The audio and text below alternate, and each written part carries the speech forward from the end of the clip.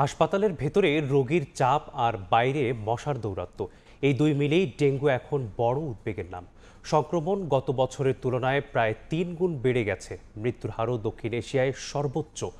বিশেষজ্ঞরা বলছেন নিয়ন্ত্রণে পুরনো কর্মসূচি যথেষ্ট নয়, তাই এখন দরকার নতুন পদক্ষেপ, জনসম্পৃক্ততা আর সম্মিলিত উদ্যোগ। নইলে পরিস্থিতি আরও ভয়াবহ রূপ নিতে পারে। হাসপাতালে শয্যাশায়ী রোগীর পাশে উদ্বিগ্ন স্বজনদের দীর্ঘশ্বাস। এডিসের কামড়ে শুরু হওয়া জ্বর এখন আতঙ্ক সবার কাছে। গত বছরের তুলনায় এবার ডেঙ্গু আক্রান্তের হার প্রায় ৩ গুণ। বিশেষজ্ঞরা বলছেন রাজধানী ঢাকা থেকে শুরু করে বিভাগীয় শহর পর্যন্ত এডিসের বংশ বিস্তার রোধ করা যাচ্ছে না। চলতি বছর বরিশাল বিভাগে সবচেয়ে বেশি মানুষ ডেঙ্গুতে আক্রান্ত হয়েছে, তবে মৃত্যুহার তুলনামূলক কম।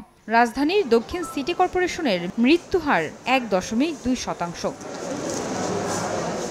বিশ্ব স্বাস্থ্য সংস্থার তথ্য বলছে দক্ষিণ এশিয়ার মধ্যে সর্বোচ্চ মৃত্যুহার বাংলাদেশে। কীট তত্ত্ববিদরা বলছেন বৃষ্টি আর ভ্যাপসা গরম, এই দুই মিলিয়েই এডিস মশার প্রজননের পরিবেশ তৈরি হচ্ছে।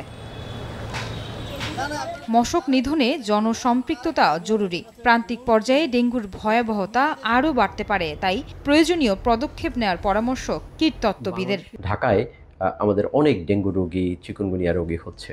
তার কারণ হচ্ছে এডিস মশা নিয়ন্ত্রণ ব্যবস্থা এবং কিউলেক্স মশা নিয়ন্ত্রণ ব্যবস্থাটা সম্পূর্ণ আলাদা।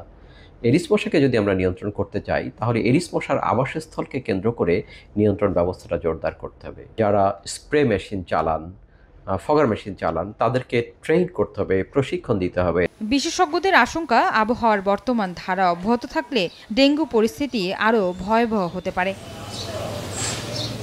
আয়েশা সিদ্দিক, সামিয়া, সময় সংবাদ, ঢাকা।